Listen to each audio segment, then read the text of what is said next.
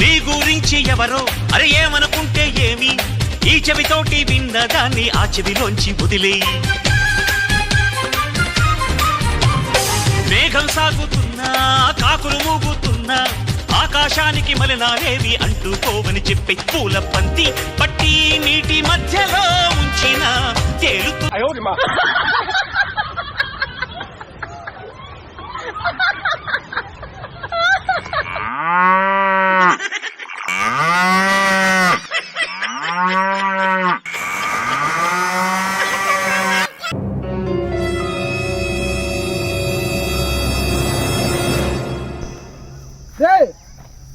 బర్రెలు చంపేసేంద్రా.